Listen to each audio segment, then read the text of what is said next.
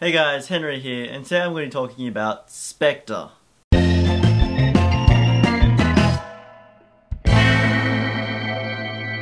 So Spectre is the latest James Bond film, and it stars Daniel Craig starring in his fourth and supposedly his final James Bond. First thing I want to say about this film and all the recent James Bond films with Daniel Craig is that the cinematography was absolutely breathtaking. The locations and the shots they get in this film are just mind-blowing. It's just beautiful to watch, and it's like going on a mini vacation, just seeing all this scenery. It's awesome. I think that's a really special element to this series. Even just the opening shot is in Mexico, and it's like one huge long shot, and it's beautiful. It's a huge set piece, a gajillion extras, and it's just shot so well. And I just thought, you know, from that moment I was like, well, maybe this movie seriously is gonna bring it. Unfortunately, I thought the plot and the characters didn't bring that life, and it was a bit of a waste of all that beautiful cinematography and scenery. Daniel Craig is excellent as Bond. He's always portrayed him very well. There's not much to say. He just did his job. There was nothing exceptional, and there was nothing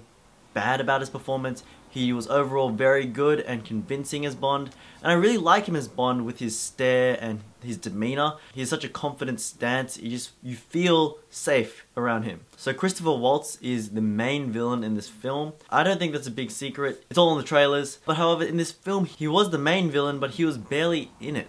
And not gonna lie, it didn't seem that he was such a terrible person. Everything was said that he did this, he did that, all in the past. He's the bringer of all your pain or whatever.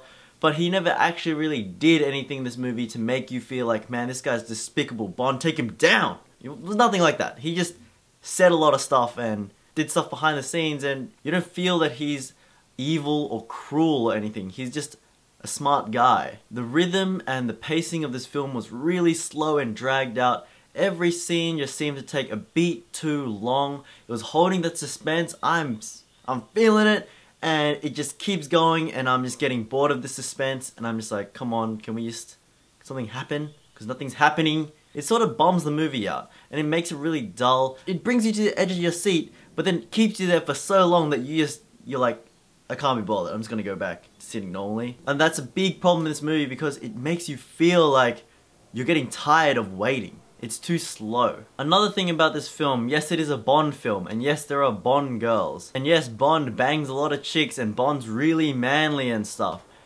But I feel like as a society, we have moved way, way, way beyond that suave spy in a suit with a handgun, just being a womanizer and basically banging every chick that says anything to him. Basically, every female that has more than 2 lines in this film has banged Bond before, or is gonna bang Bond. Daniel Craig even said himself that Bond is a misogynist, and he said, when asked the question, what can we learn from 007 in our everyday lives, he said nothing. And I feel like, as a society, we've moved way beyond that, and the fact that this movie still brings back a lot of that crap about him being able to be such a womanizer, and the females seemingly crumbling at his stare, it just doesn't seem up to date, and it seems very, very irrelevant and just takes away completely from the film. This does tie back into the film and how the overarching plot and the dialogue was quite poor.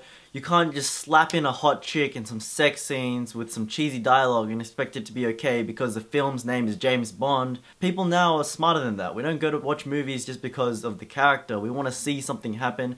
We want to see some development, anything. And I think this film, it teased that. It teased that it was going to explore James Bond's past a bit more, and it didn't deliver that at all. Not at all. Overall, Spectre had some great cinematography, some pretty cool action sequences, but some weak dialogue and a not very interesting plot, coupled with a very, very weak villain, and it just doesn't really cut it for me. I think people will go to watch this movie because yes, it is a James Bond movie. That is why I went to watch it, because I like the James Bond series. This franchise has been around so long, everyone loves the franchise, we're so bought into it.